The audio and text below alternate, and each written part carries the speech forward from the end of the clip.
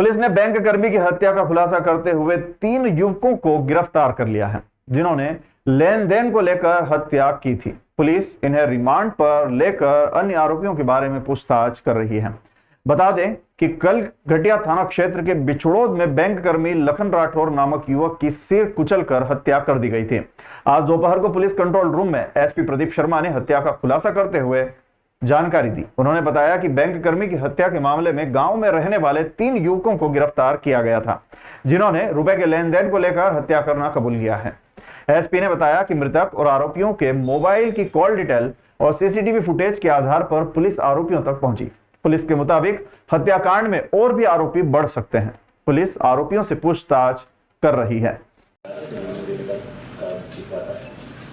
छोटे मोटे राशि को कम समय के लिए ज़्यादा ब्याज में लोगों को, आसपास के जो परिचित लोग हैं उनको देते थे। जैसे किसी को 50,000 रुपये दे दिया और उसको बोल दिया कि तुम 3 दिन बाद लौटाओगे तो 1,000 रुपये ज़्यादा देना या 2,000 रुपये ज़्यादा देना। ऐसे ही इन्होंने करीब 2.5 लाख रुपये अपने एक परिचित हैं जितेंद्र उर्फ कालू बैरागी, ये इनके पुराने इनसे लेते रहा है, उसको 2.5 लाख रुपये करीब 10 दिन पहले दिए थे और 10 दिन से ही उससे 2.5 लाख रुपये वापस मांग रहे हैं। कल एक सुबह सूचना प्राप्त हुई थी, ग्राम बोड़ाना थाना घटिया में लोकेश राठौर है, इनकी डेथ हो गई थी। करीब 22-23 साल की नई उम्र के जवान लड़के थे, यूको बैंक में काम करते थे। मामला गंभीर था, नए उम्र के लड़के जो बैंक में काम करता है उससे रिलेटेड था। तत्काल ही इसमें हमारी पूरी टीम एक्टिव हुई, इसमें 3 लोगों को और गिरफ्तार किया गया। तीनों गांव के परिचित हैं।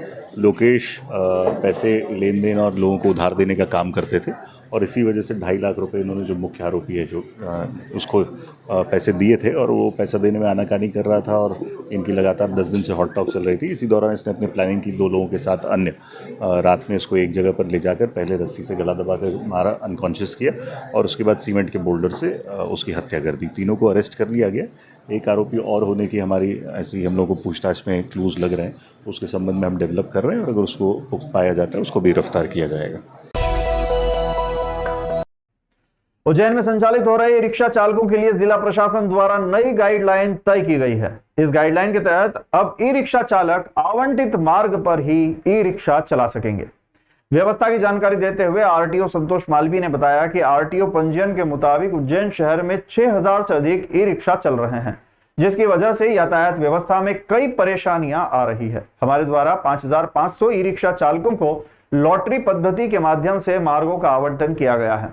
जिन ई रिक्शा चालकों को जो मार्ग आवंटित किया गया है वो ई रिक्शा इसी मार्ग पर चला सकेंगे। तो लगातार ई रिक्शाओं के रजिस्ट्रेशन होने से लगभग आज की तारीख तक हमारे पास 5,500 से 6,000 ई रिक्शा जो है पंजीकृत है उज्जैन शहर में।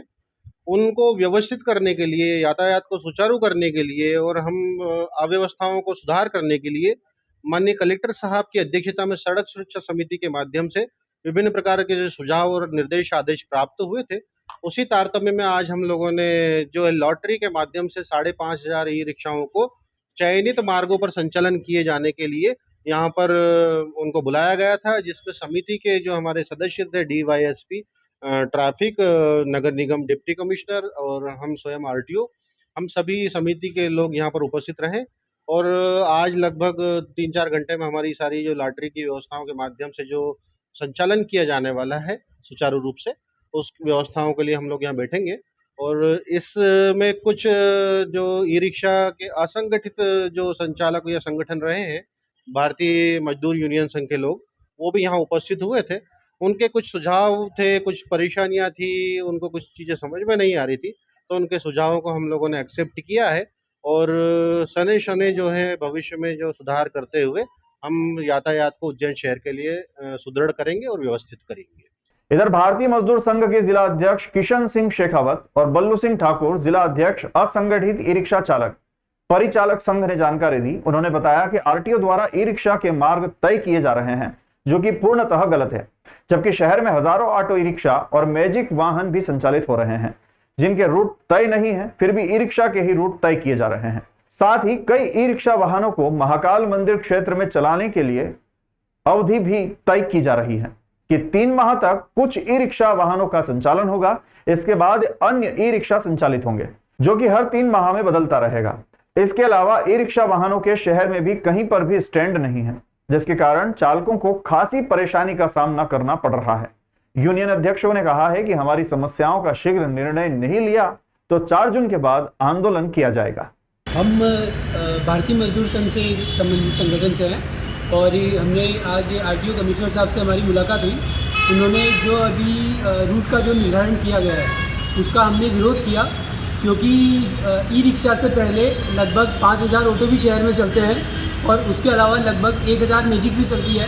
हमने ये कहा कि पहले उनका रूट का निर्धारण किया जाए और उसके अलावा अभी लगभग 5000 ई रिक्शा की उन्होंने लॉटरी के माध्यम से रूट निर्धारण का कहा गया है। बाकी लगभग अभी शहर में 10,000 करीबन ई रिक्शा है। तो हमारा ये कहना था कि सभी को व्यवस्थित किया जाए और उसके अलावा हमने कमिश्नर साहब से ये भी निवेदन किया है कि हमको व्यवस्थित स्टैंड दिया जाए और स्टैंड के अलावा जो भी नाबालिग लोग भी जो गाड़ी चलाते हैं नाबालिगों के ऊपर भी कार्रवाई की जाए। और उसके साथ साथ में हमने इस प्रक्रिया का हमने विरोध किया है और इसके बाद में भी अगर हमारी समस्या को नहीं सुना जाता है तो हमने आज परिवहन मंत्री जी को भी इसके बारे में ज्ञापन दिया है, कलेक्टर महोदय को भी हमने इसके बारे में ज्ञापन दिया है। और अगर निश्चित रूप में अगर तय समय में अगर हमारी समस्याओं का निराकरण नहीं किया जाता है तो आचार संहिता के बाद में हम आंदोलन के लिए मजबूर हो जाएंगे और हम क्रमबद्ध रूप से इसके लिए आंदोलन करेंगे।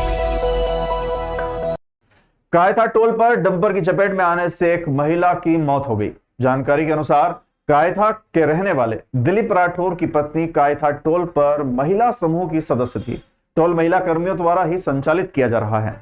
गुरुवार सुबह उज्जैन की ओर से आ रहा डंपर टोल पर रुका। बैरियर खुलने के बाद चालक ने डंपर आगे बढ़ाया तो समीप से तेज आ रही टोल कर्मी महिला अस्मिता राठौर का संतुलन बिगड़ा और वह डंपर की चपेट में आ गई। डंपर के पहिए के नीचे दबने से अस्मिता की मौके पर ही मौत हो गई। घटना की जानकारी मिलने पर कायथा पुलिस ने मौके पर पहुंचकर जांच प्रारंभ की है। ट्रक चालक को कायथा थाने पर बैठाया है। पुलिस ने पोस्टमार्टम के लिए शव को अस्पताल भेजा है। बक्सी रोड स्थित कायथा टोल नाके पर हुई दुर्घटना में कलेक्टर नीरज कुमार सिंह के निर्देश पर एसडीएम तराना राजेश बोरासी ने आर्थिक सहायता का प्रकरण तैयार कर प्रेषित किया है। एसडीएम बोरासी ने बताया, मृतक अस्मिता के परिजनों को 4 लाख रुपए की आर्थिक सहायता दी जाएगी। 2 ट्रकों से अलग अलग जगहों पर दुर्घटना हुई है। पहली घटना बीती रात करीब 1 बजे खिलचीपुर पुलिया के पास बाइक सवार बालकों को आगर तरफ से आ रहे तेज रफ्तार ट्रक ने टक्कर मार दी, जिसमें दोनों बालक घायल हो गए। वहीं दूसरी घटना आज सुबह रेलवे स्टेशन के समीप हुई। यहां परचून से भरा तेज रफ्तार ट्रक रोड डिवाइडर से टकरा गया, जिसमें स्ट्रीट लाइट का नुकसान हुआ है। उज्जैन में ट्रकों से हुई 2 दुर्घटनाओं में पहली घटना बीती रात करीब 1 बजे खिलचीपुर पुलिया पर हुई है, जहां पर बाइक सवार बालकों को आगर तरफ से आ रहे तेज रफ्तार ट्रक ने टक्कर मार दी, जिसमें दोनों बालक घायल हो गए। पुलिस ने मामले में अज्ञात ट्रक चालक के खिलाफ केस दर्ज किया है। अनस मंसूरी पिता इमरान मंसूरी 17 वर्ष निवासी ग्रीन पार्क कॉलोनी इंदौर, बरहान पिता जाहिद अली 17 वर्ष निवासी गांधीनगर के साथ बाइक से रात करीब 1 बजे दोस्त से मिलने खिलचीपुर पुलिया से गुजर रहा था। तभी सामने से आए ट्रक ने उनकी बाइक को जोरदार टक्कर मार दी। दुर्घटना में बुरहान को गंभीर चोट आई, जबकि अनस को प्राथमिक उपचार के बाद अस्पताल से छुट्टी दे दी गई। अनस ने ही चिमनगंज थाने में ट्रक चालक के खिलाफ रिपोर्ट दर्ज कराई और पुलिस को बताया कि वो गर्मी की छुट्टियों में खजूरवाली मस्जिद के पास रहने वाले मामू के घर आया हुआ था। दूसरी घटना उज्जैन में सुबह करीब 5 बजे घटी। हरी फाटक ब्रिज की तरफ से तेज रफ्तार से आ रहा ट्रक माल गोडाउन के सामने रोड डिवाइडर से टकरा गया और डिवाइडर पर चढ़ गया। दुर्घटना में कोई घायल नहीं हुआ है। पुलिस ने मामला जांच में लिया है। दुर्गा शंकर पिता अमरलाल 31 वर्ष निवासी हसाड़ी महिदपुर ट्रक ड्राइवर है और वो अपने ट्रक में इंदौर से परचून का सामान लेकर महिदपुर की ओर जा रहा था। तभी करीब सुबह 5:30 बजे के आसपास माल गोडाउन के सामने तेज रफ्तार ट्रक का स्टीयरिंग फेल हो गया और ट्रक रोड डिवाइडर से टकरा गया। ट्रक की टक्कर से डिवाइडर के बीच लगा सेंटर लाइटिंग पोल भी टूटकर जमीन पर आ गिरा। दुर्गा शंकर ने बताया कि ट्रक कंट्रोल करने के चक्कर में उसके एक हाथ में मामूली चोट भी लगी है। बीच रोड पर ट्रक दुर्घटना होने से इंदौर गेट तरफ से आने वाले वाहनों के आवागमन में लोगों को परेशानी का सामना करना पड़ रहा है।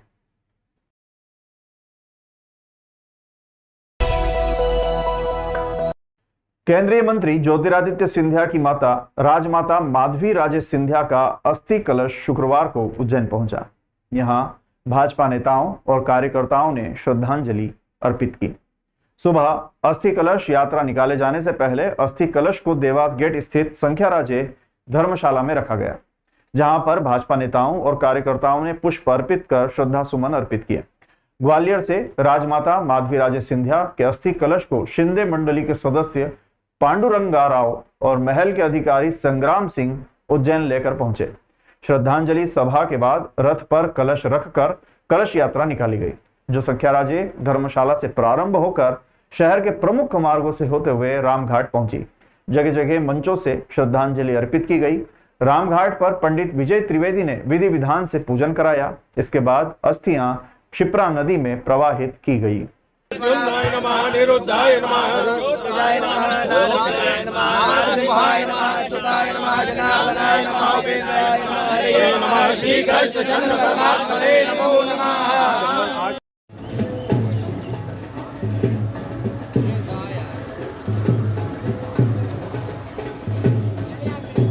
उधर भी आएगी।